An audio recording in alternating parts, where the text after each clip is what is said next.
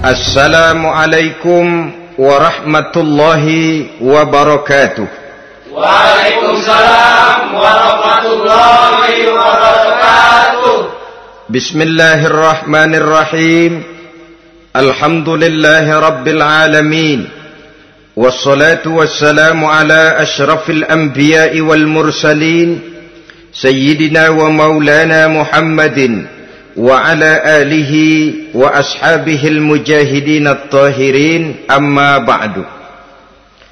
Saudara-saudara kaum muslimin rahimakumullah, agama mengajarkan bahwa di dalam melaksanakan segala macam pekerjaan hendaklah dilaksanakan dengan penuh hati-hati dan perhitungan. Dikatakan dalam pepatah, fit ta'annis salamah wa fil ajalatin nadamah. Di dalam keberhati-hatian itu ada keselamatan, dan di dalam sikap tergesa-gesa, di dalam sikap terburu-buru biasanya mengandung penyesalan. Tetapi ada 5 perkara yang malah memang harus dikerjakan secara buru-buru. Apa yang 5 perkara itu? Pertama, mengubur jenazah. Tidak baik kalau jenazah itu disemayamkan sampai 2-3 hari di rumah. Dan yang lebih baik mengubur jenazah itu adalah di tempat di mana dia meninggal. Contohnya adalah baginda Nabi. Beliau kelahiran Mekkah.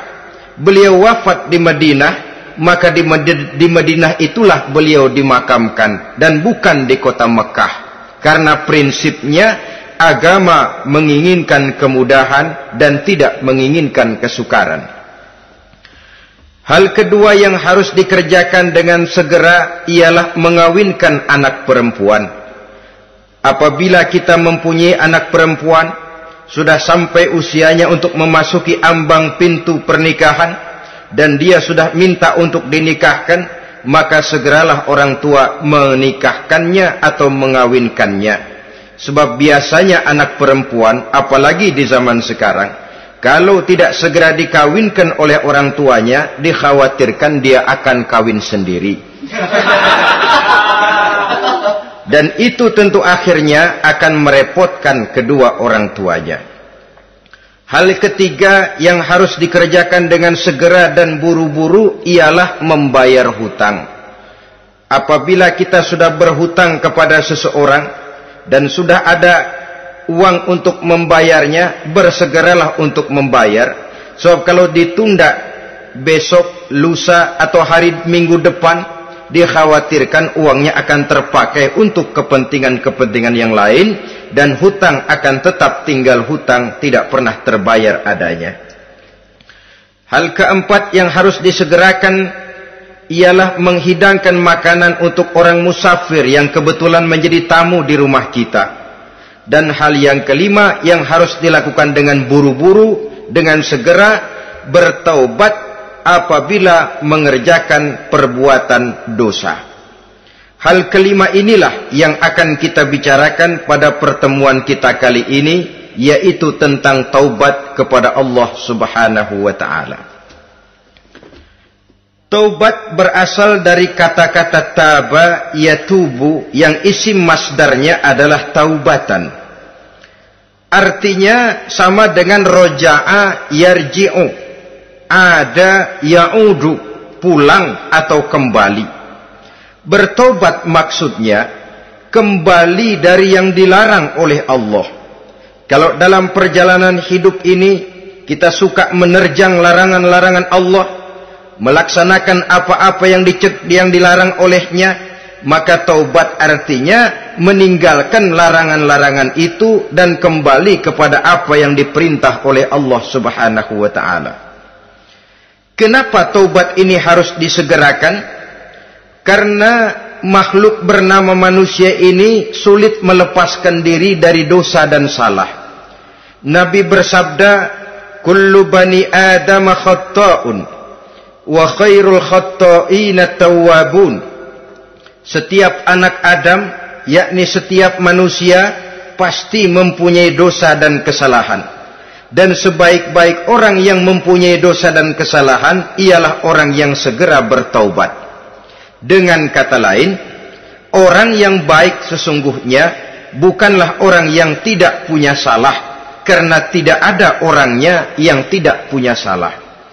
Tetapi orang yang baik adalah orang yang apabila melakukan kesalahan, dia segera sadar, dijadikannya kesalahan itu sebagai pelajaran untuk tidak diulanginya lagi pada masa-masa yang akan datang. Inilah yang digambarkan oleh Allah Subhanahu wa taala dalam surah Ali Imran ayat 135.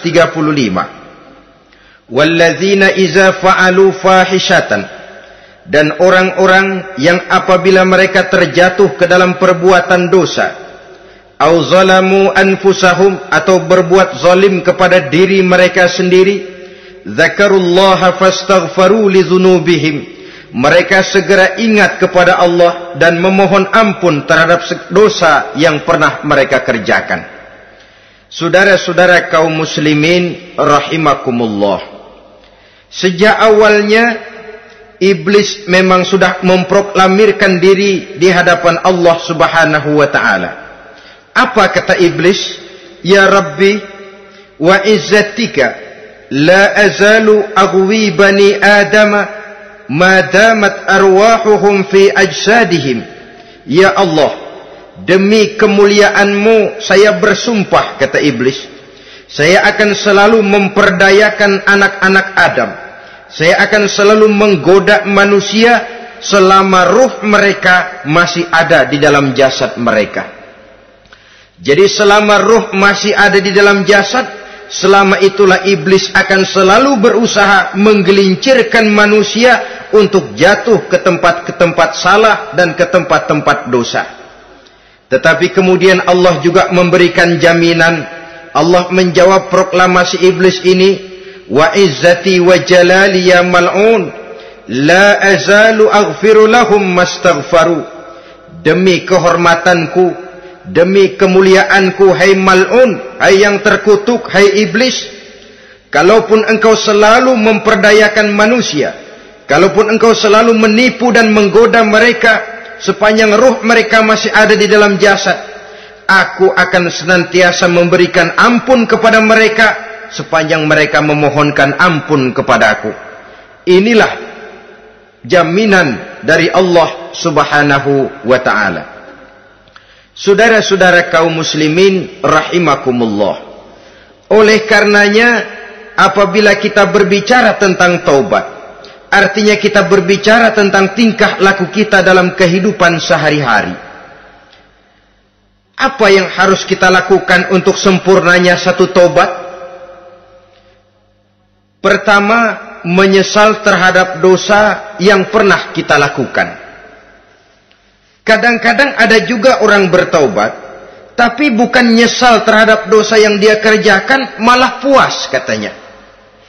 Dia ngomong sama teman-temannya, saya dulu zaman muda sudah kenyang judi, kenyang zina, kenyang mabuk-mabukan, sudah puas. Sekarang tinggal benernya saja, saya sudah taubat. Taubatnya sih bagus, tapi puasnya itu yang jelek. Kenapa harus dikatakan puas? Bukan puas, menyesal. Menyesal saya dulu. Kenapa hanyut terjebak dosa? Kenapa tenggelam di meja judi? Kenapa tenggelam di minum-minuman keras? Kenapa hanyut kepada perbuatan munkar dan maksiat? Saya menyesal sekali. Menyesal diperintah dan bukan malah puas. Dari rasa menyesal ini nanti timbul hal yang kedua, yaitu berniat tidak akan mengulangi lagi perbuatan dosa. Kalau menyesal tapi masih diulangi lagi, itu belum taubat yang sebenarnya. Saya kapok, menyesal, tidak mau minum minuman keras lagi. Besok tidak ada minuman keras, malah pusing, nyari kesana kemari. Itu belum taubat yang sebenarnya. Jadi setelah menyesal, berniat tidak akan mengulangi lagi perbuatan dosa itu. Kalau menyesal tapi masih diulanginya lagi, itu sama saja dengan main-main. Saudara-saudara kaum muslimin rahimakumullah, Barangkali itu yang orang namakan dengan taubat sambal namanya. Kita kalau makan nasi pakai sambal, pedesnya bukan main, repot, marah, ngomel. Gila, sambal pedes bukan main, taubat sama sambal. Tobat sama sambal katanya. Tapi 2-3 hari kemudian dia makan lagi, nggak ada sambal, nyari. Kemarin sudah taubat, 2 hari kemudian malah nyari. Ini bukan taubat yang sebenarnya. Penyesalannya tidak diiringi dengan berniat untuk tidak mengulangi perbuatan dosa itu selama-lamanya. Saudara hadirin, kita sudah taubat, tidak mau lagi minum minuman keras. Datang teman, minum ya? Enggak mau. Kenapa? Saya sudah taubat.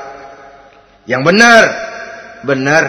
Kalau dibayarin, udah. Jadi rupanya taubatnya itu cuma karena nggak ada yang bayarin.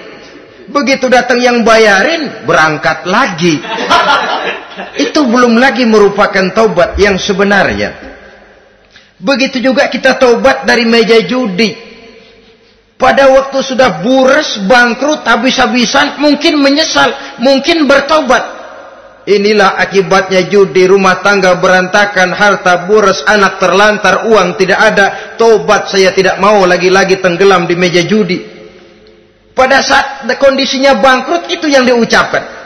Tapi 2-3 hari, 4-3 minggu, 1 bulan kemudian rezekinya banyak, makmur lagi, usahanya maju lagi, lupa lagi dia kepada ucapan sebelumnya. Akhirnya sedikit demi sedikit tenggelam kembali di meja judi. Ini pun belum merupakan taubat yang sebenarnya.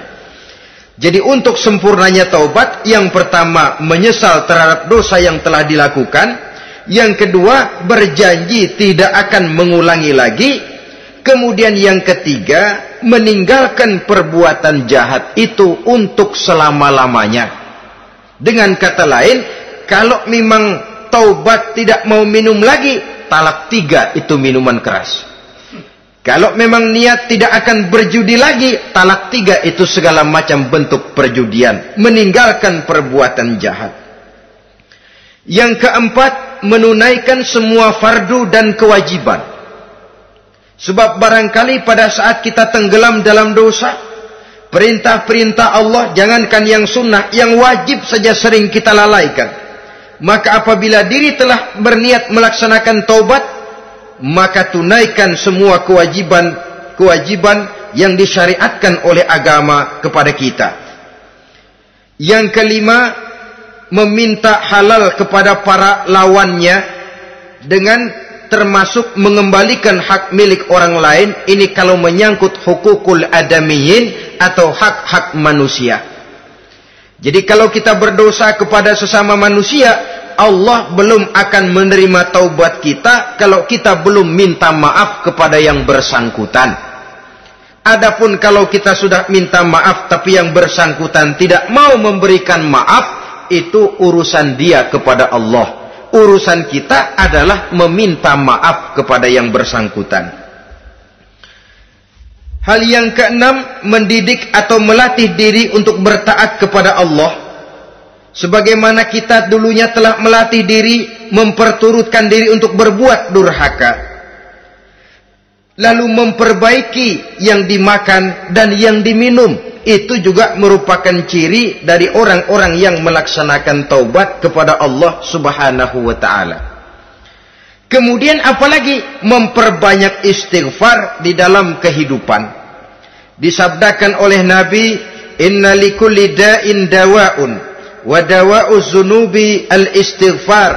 Sesungguhnya segala macam penyakit tentu ada obatnya, dan obat dari segala macam dosa adalah istighfar. Saudara-saudara kaum muslimin rahimakumullah. Jadi kalau yang terdahulu merupakan perbuatan-perbuatan konkret, maka yang terakhir ini taubat dalam bentuk ucapan berupa memperbanyak istighfar, memohonkan ampun kepada Allah Subhanahu wa ta'ala. Mari kita lihat dalam teladan hidup kita, manusia yang hatinya paling bersih, tidak lain adalah Rasulullah sallallahu alaihi wasallam. Beliau sudah mendapat jaminan ampun dari seluruh dosa. Liyaghfir lakallahu ma taqaddama min zambika wa ma ta'akhkhar, kata Allah. Muhammad, dosamu yang dahulu, dosamu yang sekarang, dosamu yang akan datang jikalau memang ada, seluruhnya sudah mendapat jaminan ampun dari Allah. Tetapi coba lihat dari sejarah perjalanan hidup yang mulia ini. Sungguh pun beliau sudah nyata-nyata mendapat jaminan ampun dari Allah. Beliau mengatakan, ayyuhan nas, tubu ilallah, fa inni atubu fil yaumi mi'ata marrah. Wahai manusia, bertaubatlah kepada Allah, maka sesungguhnya saya, kata beliau, dalam satu hari bertaubat 100 kali kepada Allah. Dalam riwayat yang lain, 70 marrah, 70 kali beliau mengucapkan istighfar minimalnya dalam sehari semalam. Orang yang sudah nyata-nyata mendapat jaminan ampun dari Allah ini, satu hari satu malam istighfarnya minimal 70 kali. Apatah lagi kita yang nyata-nyata belum mendapat jaminan ampun dari Allah. Di dalam satu hadis diriwayatkan bahwa iblis laknatullah alaih pernah berkata, ahlaktun nasa bizzunubi wal ma'asi.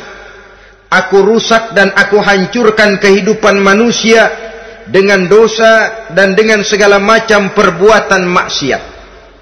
Iblis menghancurkan manusia dengan menanamkan kegemaran berbuat dosa dan menanamkan kesukaan untuk bergelimang dalam dunia maksiat. Tetapi kemudian iblis mengakui, wa ahlakuni bila ilaha illallah wal istighfar.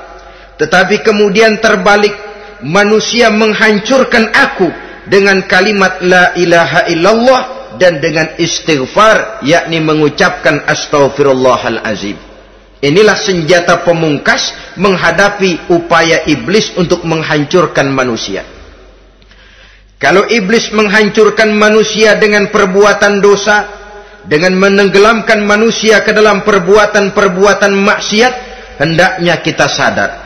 Pada saat kita terdorong untuk melakukan perbuatan dosa, kita lalu sadar, inilah perangkap iblis untuk membinasakan saya.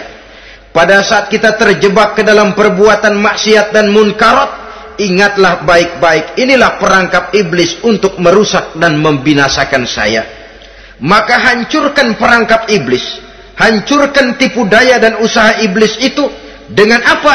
Dengan kalimat la ilaha illallah dan dengan memperbanyak istighfar.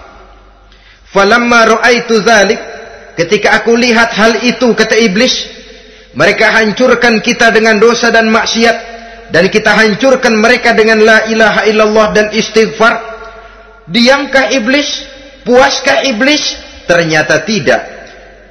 Apabila aku lihat usaha manusia itu, ahlaktuhum bil huda, ahlaktuhum bil hawa, wahum yahsabuna annahum muhtadun. Apabila mereka hancurkan aku dengan la ilaha illallah dan istighfar, maka aku kembali menghancurkan mereka dengan mempergunakan hawa nafsu, sehingga mereka menyangka bahwa mereka adalah orang-orang yang mendapat petunjuk. Ditanamkan dalam diri kita perasaan bahwa kitalah orang yang paling benar. Itu pun tipu daya iblis. Maka orang pintar itu baik, tapi merasa pintar itu jelek. Orang benar itu bagus, tapi merasa benar itu tidak baik. Karena biasanya orang kalau sudah merasa benar, lalu cenderung untuk menganggap orang lain tidak benar. Kalau sudah begitu, dia akan mengklaim diri, sayalah orang yang paling benar, yang lain tidak benar semuanya. Itu termasuk perangkap iblis juga, setelah kita gempur mereka dengan kalimat tahlil dan dengan kalimat istighfar. Saudara-saudara kaum muslimin rahimakumullah, Allah Maha Pengasih dan Maha Penyayang. Ia akan mengampunkan perbuatan yang bersifat salah dari manusia, Hanya manusia saja yang kadang-kadang bodoh, tidak mau mengampuni dan memaafkan dirinya sendiri, dengan membiarkan dirinya terseret berlarut-larut dalam dosa tanpa keinginan untuk bertaubat. Sepanjang nafas belum sampai di tenggorokan, sepanjang matahari masih terbit di sebelah timur dan terbenam di sebelah barat, sepanjang itu Allah masih akan menerima taubat seorang hamba. Innallaha yaqbalu taubatal abdi ma lam yugharghir. Allah akan senantiasa menerima taubat seorang hamba sebelum nafasnya sampai di tenggorokan. Apabila nafas sudah sampai di tenggorokan, maka taubat sudah terlambat adanya. Lalu yang konkret di dalam kehidupan ini, apa ciri-ciri dari orang yang melaksanakan taubat itu?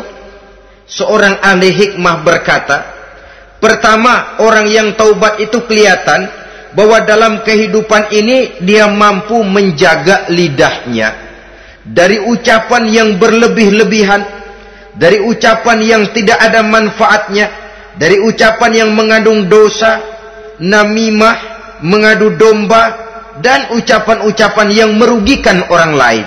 Orang yang taubat kelihatan dari lidahnya. Ini yang konkret. Yang kedua, orang yang taubat itu cirinya tidak ada lagi rasa dengki di hatinya, tidak ada keinginan untuk membenci dan memusuhi orang lain. Kenapa? Dia sudah sibuk memikirkan kekurangan dirinya sendiri, sehingga tidak ada waktu lagi untuk mengorek-ngorek, mencari-cari aib dan kekurangan pada diri orang lain. Ini makna ucapan Nabi, tuba liman syaghalahu aibuhu an uyubin nas. Beruntunglah orang yang kekurangan pada dirinya menyebabkan dia cukup sibuk sehingga tidak sempat mencari-cari dan mengorek-ngorek aib dan kekurangan orang lain. Berbeda dengan orang yang masih jauh dari sikap taubat, selalu berusaha mencari dan mengorek-ngorek kekurangan orang lain, sementara aib dan kekurangan dirinya diumpetin. Ini namanya ilmu kancil. Orang lain disorotin, dia ngaling, ngumpet. Kerjaannya apa? Monten orang lain saja. Dia sendiri tidak mau diponten dan tidak mau memonten dirinya. Akibatnya apa? Sikap introspeksi tidak ada. Sikap mawas diri hilang. Sikap melihat, bercermin terhadap pribadinya sendiri hilang. Yang ada cuma menilai orang lain saja. Jadi adapun orang yang sudah bertaubat ini, di hatinya tidak ada dengki. Melihat orang lain mendapat nikmat, alhamdulillah, dia ikut bersyukur. Lain dengan orang yang jauh dari taubat. Tetangganya dapat nikmat, dia meriang. Tidak senang hatinya melihat orang lain senang. Orang melarat malah tepuk tangan. Saudara hadirin yang saya muliakan, orang yang semacam ini pada hakikatnya selalu disiksa oleh perasaannya sendiri. Kalau tetangganya yang kaya, ditanya kemana dukunnya. Tapi kalau tetangganya jatuh melarat, dia tepuk tangan, gembira bukan main. Lain dengan orang yang sudah bertobat, hasud itu hilang dari dirinya. So hasud inilah yang akan memakan kebaikan yang kita kerjakan. Kata Nabi, hasud itu bisa memakan kebajikan seperti api memakan kayu bakar. Allahu Akbar. Puasa kita, zakat kita, sholat kita, habis keropos dimakan oleh sifat hasud. Tidak terasa, tapi begitu kita punya sifat dengki kepada orang lain, maka sholat kita dimakan oleh dengki tadi, puasa kita dimakan oleh dengki tadi, segala macam kebaikan yang kita kerjakan dimakan oleh si dengki tadi, seperti api memakan kayu bakar, cepat sekali. Itulah sebabnya bagaimanapun banyak kebaikan yang sudah kita kerjakan, jangan bangga dan jangan lalai. Sebaliknya, bagaimanapun besar dosa dan kesalahan yang pernah kita lakukan, jangan putus asa dari rahmatnya Allah Subhanahu wa ta'ala. Jadi yang kedua, ciri orang yang bertaubat, di hatinya tidak ada dengki dan tidak ada rasa ingin memusuhi orang lain. Dia berhadapan dengan setiap orang dengan modal husnuzon, baik sangka kepada Allah. Tidak a priori. Kadang-kadang ada orang ketemu saja baru tapi sudah punya rasa jelek. Diperturutkannya suuzonnya. Yang ketiga, ciri orang bertaubat itu menjauhkan diri dari pergaul dengan orang-orang jahat. Sebab kita tahu bahwa pergaulan sangat besar pengaruhnya dalam ikut membentuk kepribadian manusia. Asyariku wa fi syarri syarrun. Bersekutu dengan kejahatan biasanya ikut jadi jahat. Walaupun secara langsung tidak melakukan kejahatan, tapi sudah termasuk dalam jamaah yang jahat juga namanya. Saudara-saudara kaum muslimin, bukan berarti orang yang taubat lalu tidak mau bergaul itu juga mencerminkan keangkuhan diri. Bergaul dia bergaul, tetapi kepada orang-orang yang jahat ia sekedar menghindarkan diri pergaulannya itu dari kejahatan yang bisa ditimbulkan oleh orang-orang jahat tadi. Ciri yang keempat dari orang yang bertaubat, dia mempersiapkan diri untuk menghadapi mati. Mempersiapkan diri. Sebagaimana kita tahu, kalau kita akan pergi ke luar kota, tentu kita membawa bekal. Makin jauh perjalanan, makin banyak bekal yang harus kita bawa. Hidup ini adalah perjalanan panjang, yang kita juga memerlukan bekal dalam kehidupan. Orang yang bertobat, orang yang mempersiapkan diri untuk menghadapi maut dan menghadapi hari-hari sesudah maut itu datang. Menghadapi kehidupan di alam barzakh, menghadapi kehidupan di alam akhirat dan selanjutnya. Dia mempunyai persiapan sehingga kapan maut datang dia sudah punya persiapan lebih dahulu. Saudara, kalau kita siap dipukul orang, pada saat pukulan itu datang, rasanya sakitnya agak lebih kurang daripada kita tidak pernah siap untuk dipukul. Walaupun bobot pukulannya sama, tapi kita akan lebih punya daya tahan kalau kita sudah siap. Oleh karena itu, orang yang bertobat, orang yang mempunyai persiapan untuk menghadapi mati. Tidak hanya untuk menghadapi mati, tapi juga menghadapi hidup di seberang kematian nanti. Maka karenanya, dia sibuk dengan dunianya, tapi juga dia lebih sibuk dengan akhiratnya. Dia tenggelam dalam berbagai macam kesibukan dunia, lain saat dia memfanakan diri untuk membekali diri menghadapi kehidupan sesudah hidup yang sekarang ini. Ciri-ciri ini tentu akan kelihatan dari gerak hidup seseorang. Saudara-saudara kaum muslimin rahimakumullah. Jadi dengan kata lain, kalau kita kembali kepada surah Ali Imran ayat 135 tadi, apabila dalam kehidupan terjebak kita kepada perbuatan dosa atau zalim kepada diri sendiri, zakarullah, segeralah mengingat Allah, fastaghfaru li dzunubihim, dan segera memperbanyak istighfar, memohon ampun kepada Allah Subhanahu wa taala, sebab dosa dalam Islam hanya bisa ditebus dengan taubat. Bukan dengan uang, bukan dengan beras, bukan juga dengan piagam. Dosa dalam Islam hanya bisa ditebus dengan melaksanakan taubat kepada Allah. Dan untuk bertaubat tidak usah ngulur waktu. Besok saja, bulan depan saja, tahun depan saja, nanti saja kalau sudah agak sedikit tua. Ibarat diri kita ini kaca, kata Imam Ghazali, maka dosa adalah debu. Apabila kaca kena debu, sedikit nempel debu, lalu dilap, sedikit nempel debu, terus dilap lagi, insya Allah kaca akan tetap bersih. Tapi kalau kita menunggu debu sampai banyak, apalagi sampai berurat, berkarat, nanti akan sulit membersihkannya. Demikian hati manusia itu. Kalau sudah dihinggapi oleh dosa, ditumpuknya lagi, berkarat dosa dalam hati, biasanya berat untuk melaksanakan taubat. untuk lebih meningkatkan pengertian kita tentang ciri dari orang-orang yang bertaubat, mari kita ikuti sebuah dialog yang pernah terjadi antara Rasul dengan para sahabat. Satu hari ketika sedang berkumpul dengan para sahabat, baginda Rasul bertanya, "Atadruna manit taib?" Saudara-saudara, tahu enggak saudara-saudara, siapa sebenarnya orang-orang yang bertaubat itu? Macam-macamlah jawaban para sahabat, tapi yang jelas akhirnya mereka berkata, Allahu wa rasuluhu a'lam.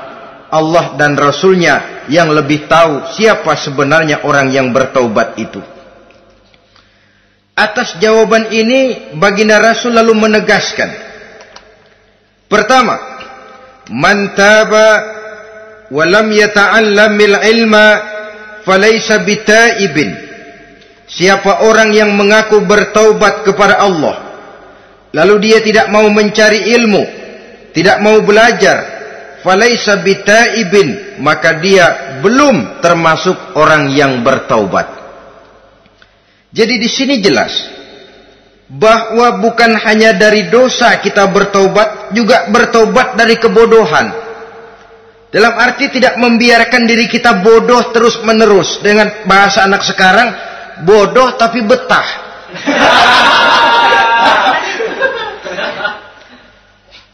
Orang yang mengaku bertaubat tapi tidak menggali ilmu, tidak mau belajar, tidak mau mencari ilmu, tidak hadir di mana majelis taklim, belum dianggap taubat yang sebenarnya.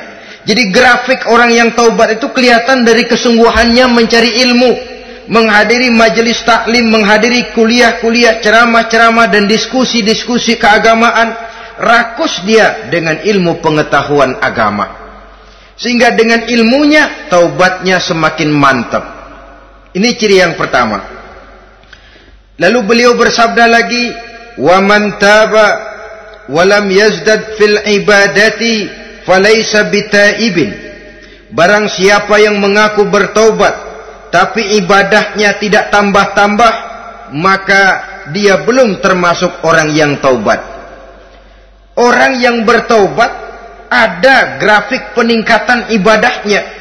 Jadi kalau mulutnya taubat, minta ampun, tapi ibadahnya gitu-gitu aja, belum merupakan taubat yang sebenarnya. Jadi pada saat dia melaksanakan taubat, memproklamirkan diri untuk kembali ke jalan Allah, nilai ibadahnya meningkat.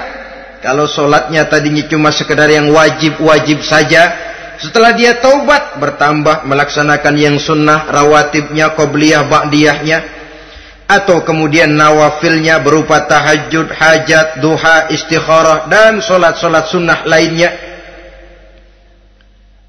Jadi kelihatan dari peningkatan ibadahnya. Ini ciri yang kedua. Yang ketiga kata Nabi lagi, wa man taba wa lam yardal khusama falaysa bitaibin. Barang siapa yang mengaku bertaubat kepada Allah tapi dia tidak bisa meridhoi musuh-musuhnya, maka belum lagi dia dianggap orang yang bertaubat. Meridhoi, memaafkan musuh. Saudara, memberi maaf itu lebih sulit daripada minta maaf.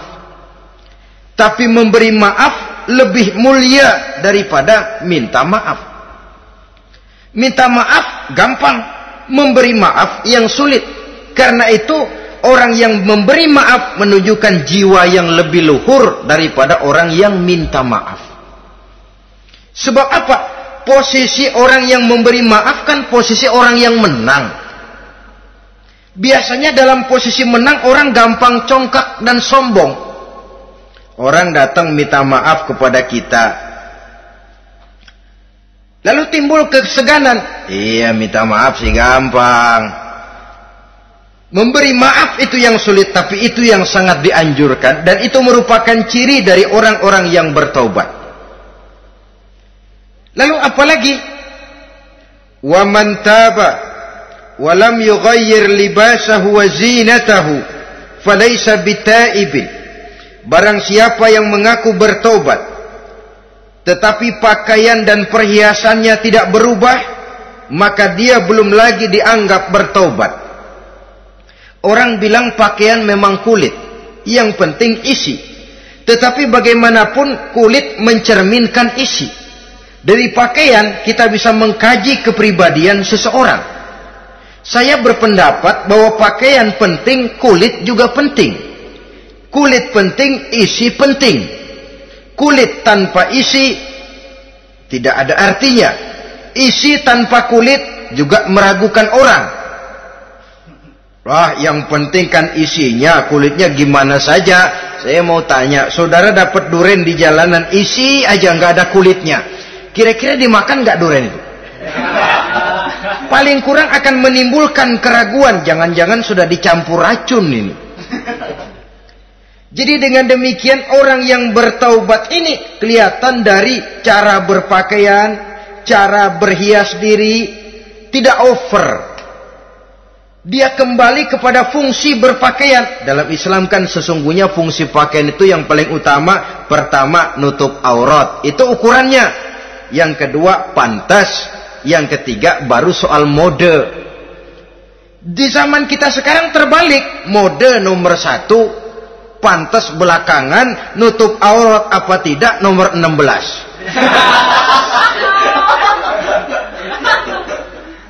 Kalau sudah mode, kita kekurangan pertimbangan.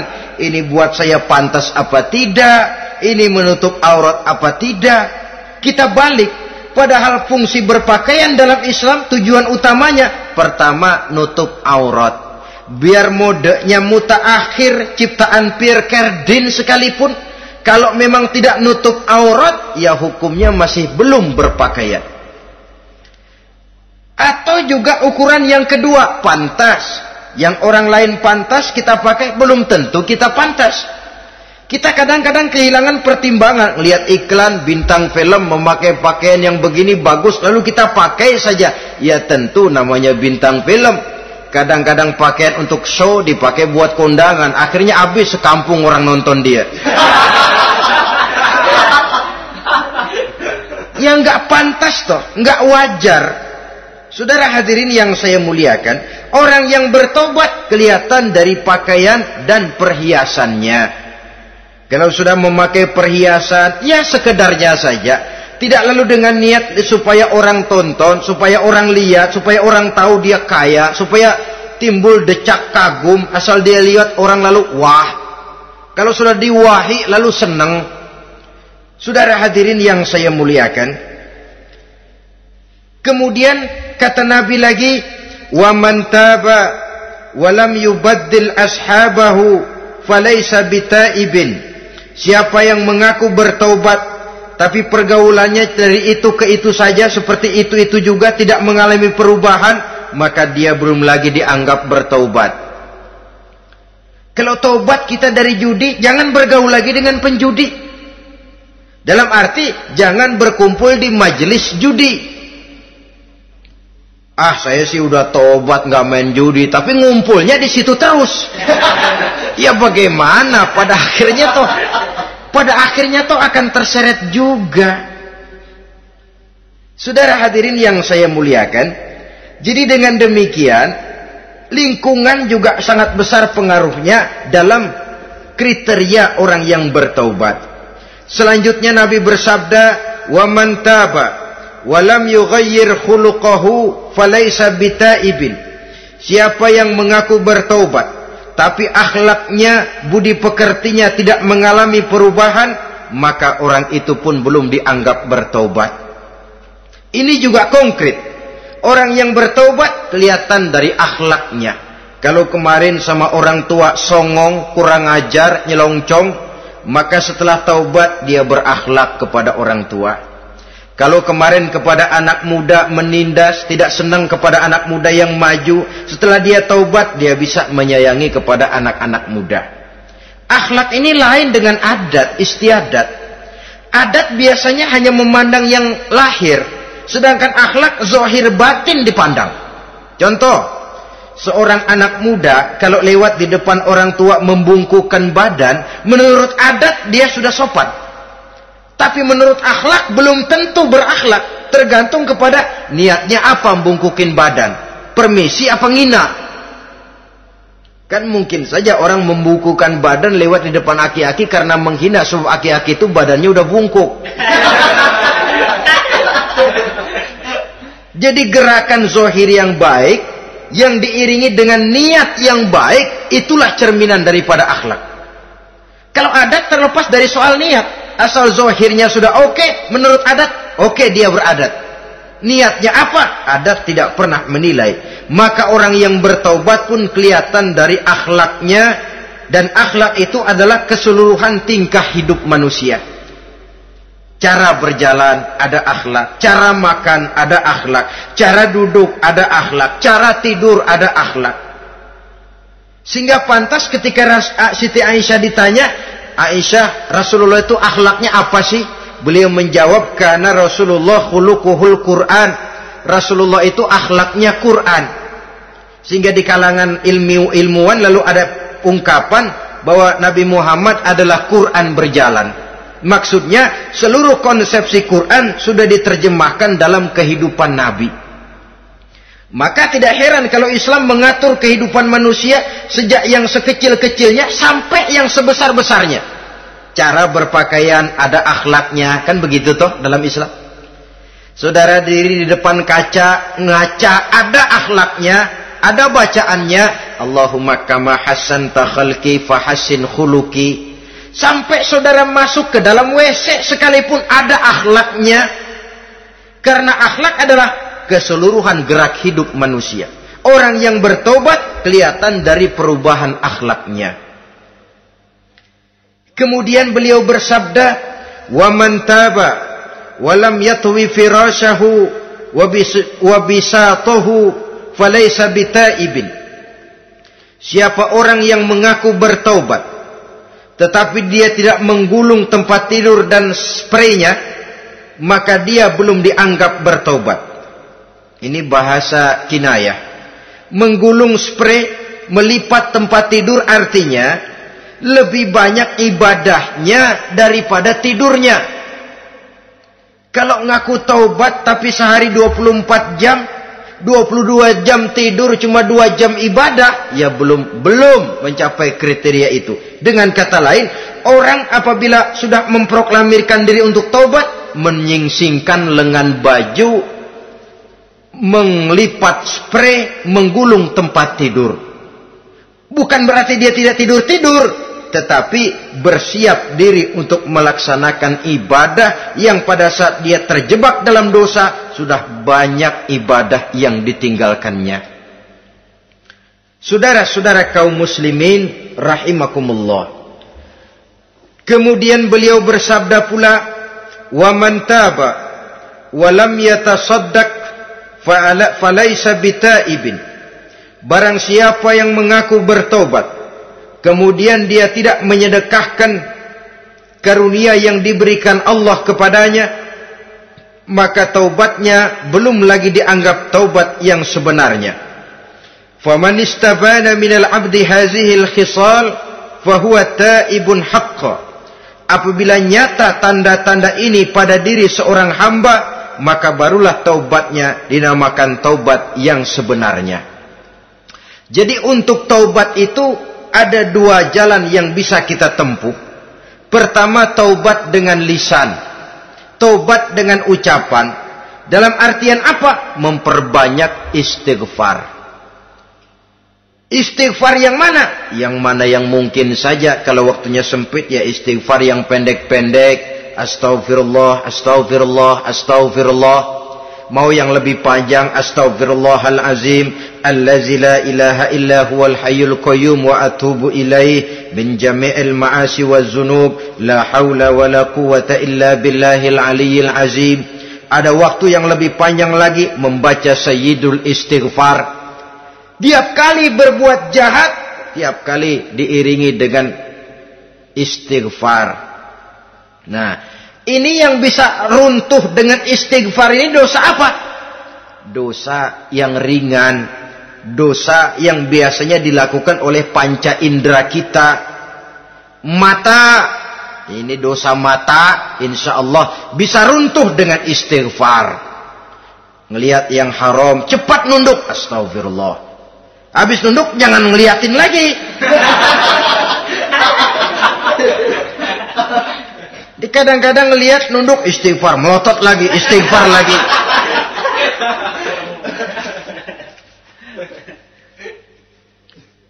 Saudara hadirin yang saya muliakan, kata Imam Ali, nazratul ula laka wasaniyatu alaika. Ini dalam menjaga mata.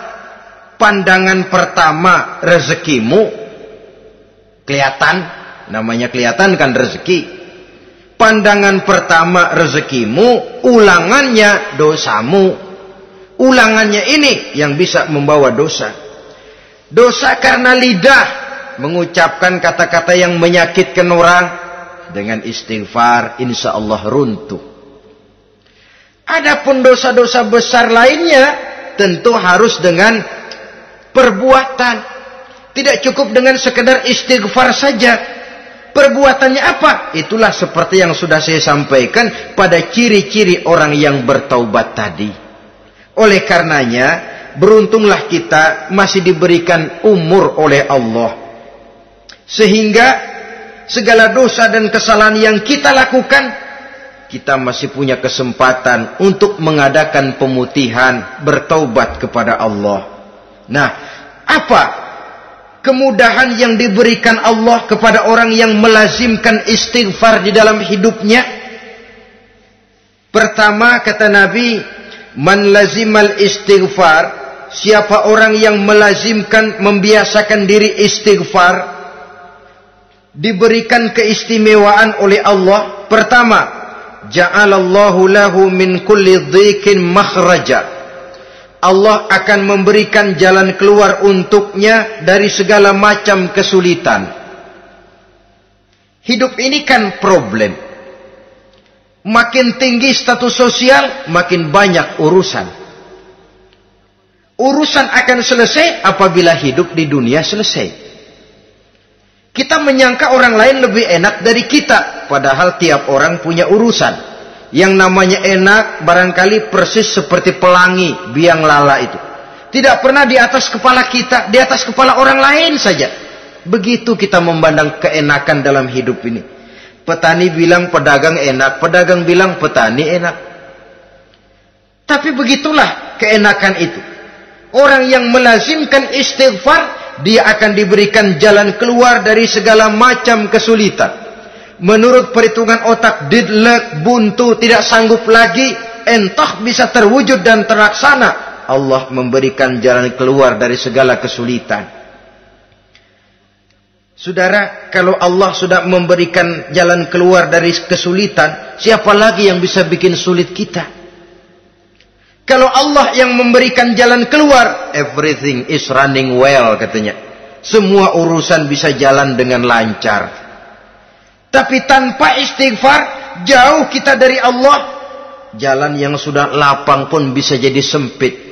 Urusan yang sudah nyata akan selesai pun bisa jadi injelimet. Dan jalan yang tadinya tidak berliku-liku pun bisa berliku-liku.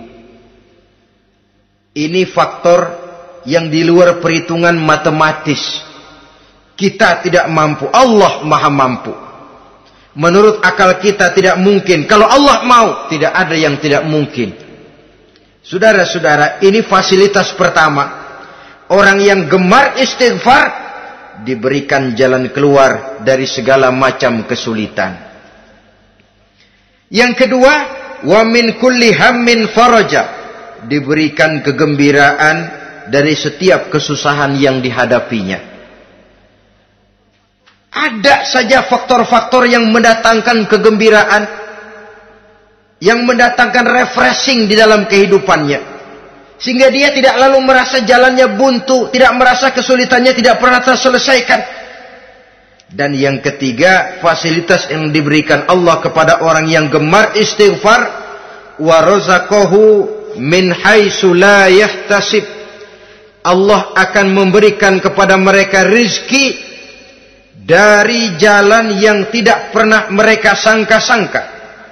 dari jalan yang tidak pernah mereka perkirakan sebelumnya. Saudara-saudara kaum muslimin rahimakumullah. Inilah fasilitas ketiga yang diberikan Allah kepada orang yang gemar istighfar. Rizkinya datang dari jalan yang tidak disangka-sangka. Sebab rizki ini juga termasuk hal gaib. Dan jangan lupa, ar-rizku bimakna al-ata hissiyan kana au ma'nawiyan. Rizki adalah pemberian baik yang konkret maupun yang abstrak. Kita sering membatasi pengertian rezeki, maka rezeki kita jadi sering terbatas. Menurut kita kan yang namanya rezeki cuman duit saja. Kalau bukan duit bukan rezeki. Padahal semua karunia Allah itu rezeki. Umur rezeki, istri rezeki, anak rezeki, pangkat dan jabatan rezeki, termasuk duit juga rezeki.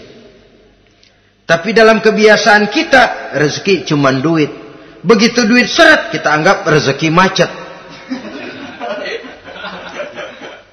Maka akhirnya kita tidak bersyukur kepada Allah. Padahal mungkin di sektor duit macet, tapi rezeki dari segi lain, ilmu barangkali tambah, wibawa naik, pangkat naik, anak tambah, itu juga merupakan rezeki. Saudara-saudara kaum muslimin rahimakumullah. Orang yang gemar istighfar ini diberikan rezeki dari jalan yang tidak disangka-sangkanya. Dibukakan perbendaharaan Allah untuknya. Sehingga rezekinya datang dari cara yang tidak disangka-sangka. Allah Maha Kaya. Kalau dia mau, la mani'a lima a'taita wa la mu'tiya lima mana'ta. Tidak satu kekuatan pun yang mampu mencegah apa yang hendak diberikan Allah. Dan tidak satu kekuatan pun yang sanggup memberikan apa yang dicegah oleh Allah Subhanahu wa ta'ala. Ini keistimewaan yang diberikan Allah kepada mereka yang gemar beristighfar di dalam kehidupan ini. Jangan lagi berpikir, gua sih nggak punya dosa, istighfar amat. Sombong, saudara-saudara. Manusia itu lebih baik merasa banyak dosa daripada merasa tidak punya dosa. Tanda orang bahagia, kata Nabi 4. Pertama, orang yang selalu ingat kepada kesalahan yang pernah dia lakukan. Itu orang bahagia. Selalu ingat kepada kesalahan yang pernah dilakukannya. Sehingga pada saat akan melakukan kesalahan yang baru, dia mikir-mikir. Dosa gue yang kemarin udah 3 keranjang, nih nambah lagi. Ingatannya terhadap kesalahan yang lalu akan merupakan langkah preventif yang mencegah dirinya untuk tidak menambah kesalahannya. Orang bahagia, orang yang selalu ingat kesalahan yang pernah dia lakukan, terbayang di pelupuk mata, bukan ngumpet-ngumpetin dosa, sebab apa yang mau kita umpetin di hadapan Allah. Yang kedua, tanda orang bahagia itu orang yang selalu melupakan kebaikannya. Kalau dia berbuat baik, dia lupakan. Dia anggap dirinya belum pernah berbuat baik. Sehingga di mana ada kebaikan, dia tidak bisa ikut. Dia merasa sangat rugi. Sebab dia anggap dirinya belum pernah berbuat baik. Yang ketiga, tanda orang bahagia. Dalam urusan dunia, dia lihat ke bawah. Sehingga timbul rasa syukurnya. Bahwa kalau dia sengsara masih banyak yang lebih sengsara dari dia. Bahwa kalau dia miskin masih jauh lebih banyak yang miskin dari dia. Bahwa kalau dia menemui kesulitan masih banyak yang jauh lebih sulit dari dia. Dengan cara itu jiwanya akan lapang, hidupnya akan tenang, dan dia tidak pernah ingkar kepada nikmat yang diberikan Allah. Sebaliknya yang keempat, tanda orang bahagia itu dalam urusan akhirat dia lihat ke atas. Dunia, lihat yang bawah. Akhirat, lihat yang atas. Kalau dia bisa sholat, kenapa saya tidak? Kalau dia sanggup puasa, kenapa saya tidak? Kalau dia bisa baca Quran, kenapa saya tidak?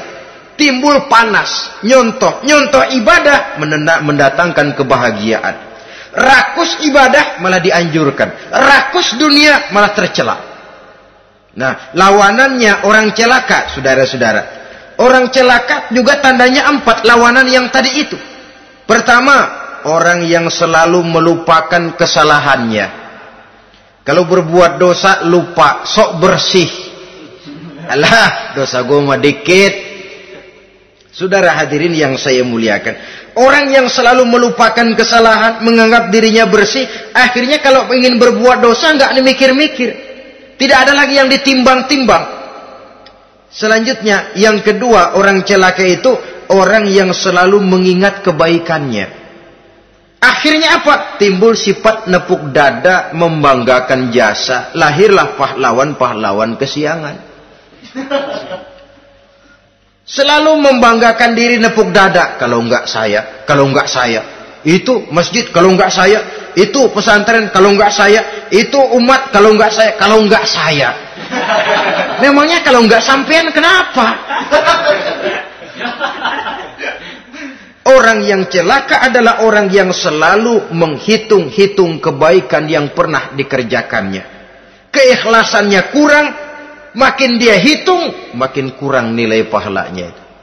Makanya kalau berbuat baik, ya anggap saja buang sampah, gak usah ditengok-tengok, gak usah diingat-ingat, dan gak usah mengharap orang yang kita tempat berbuat baik akan membalas kebaikan. Saudara hadirin yang saya muliakan, yang ketiga tanda orang celaka dalam urusan dunia, ngelihatnya ke atas, panasnya timbul. Syirik dan dengkinya naik, rakusnya jadi.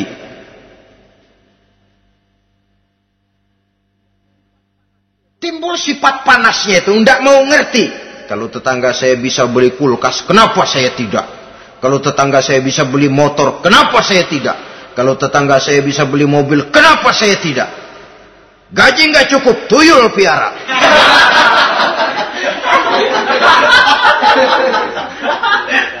Orang itu kalau sudah didorong oleh rakus kan bisa jadi menghalalkan segala macam cara untuk mencapai tujuan. Dibakar oleh sifat tamak dan rakus bin serakah. Nah, kalau sudah didorong oleh rasa rakus, yang segera tersingkir pertama rasa malu. Orang kalau sudah rakus nggak ada malunya, rasa malunya hilang. Padahal syarat jadi orang itu kan kalau punya rasa malu. Nggak punya rasa malu, kurang syarat jadi orang.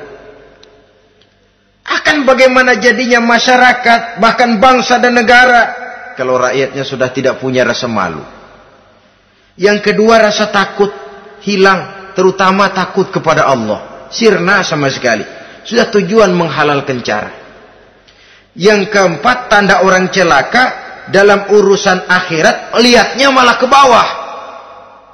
Kenapa kamu enggak sholat? Itu bapak anu yang tuaan, enggak, saya enggak lagi. Kenapa ngelihatnya mesti kepada yang begitu? Sehingga lalu tidak ada gairah untuk mencontoh. Saudara-saudara kaum muslimin rahimakumullah, walaupun serba singkat oleh karena terbatasnya ruang pembicaraan ini, mudah-mudahan bisa memberikan gambaran sepintas tentang ciri-ciri orang yang bertaubat. Dengan harapan, marilah kita menjadi orang yang bertaubat sebenarnya, dengan ciri menyesal terhadap dosa yang pernah kita lakukan, meninggalkan perbuatan jahat, dan berjanji tidak akan mengulangi lagi perbuatan jahat itu. Kalau dia menyangkut hak-hak manusia, maka hak itu harus kita kembalikan, dan kepada yang bersangkutan kita harus meminta maaf. Apabila ditambah dengan kegiatan lisan, memperbanyak istighfar dalam kesempatan yang mungkin di sepanjang perjalanan hidup ini. Ini sajalah yang kita bicarakan pada pertemuan kali ini. Terima kasih atas segala perhatian. Mohon maaf atas segala kekurangan. Usikum wa nafsi bitaqwallah. Wassalamualaikum warahmatullahi wabarakatuh. Waalaikumsalam